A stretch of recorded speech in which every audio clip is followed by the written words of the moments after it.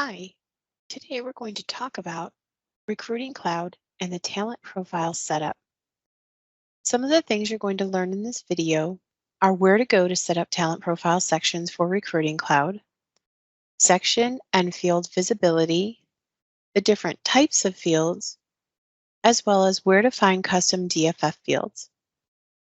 Let's log into your instance, and the easiest way for me to find talent profile is to go to My Client Groups. And then under My Client Groups, you're going to have a section. Most frequently, it is delivered out of the box on the main page.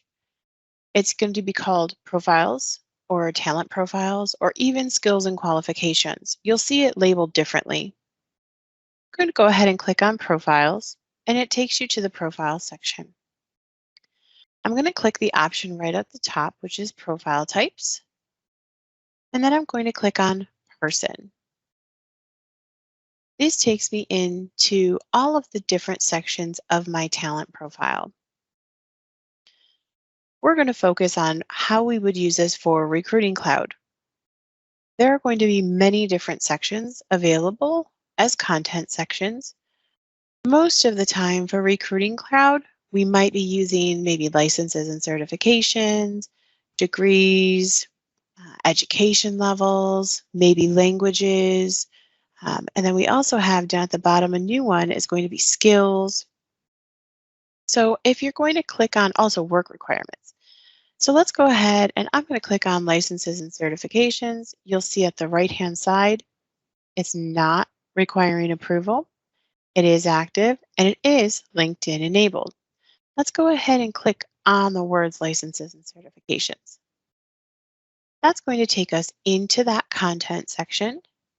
The template is certification, and you can label the section name anything you like. But there is template that are associated with each one of these section names, and each template comes along with different template properties. You can enter a section description.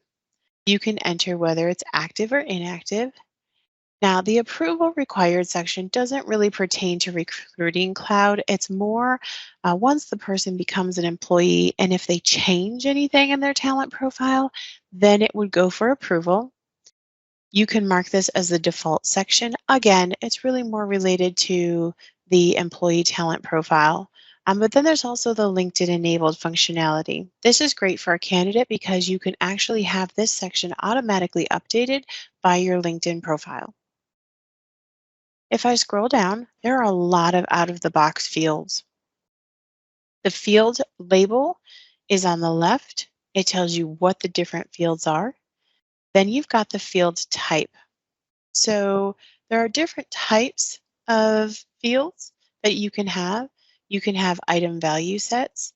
There are lists of values. There are text, date, number values. There are lookup values. And there are even things that are called clobs. And a clob means a character large object. And what that means is it's a large text field that can be up to potentially millions of characters long. But a clob just means it's a very large text field.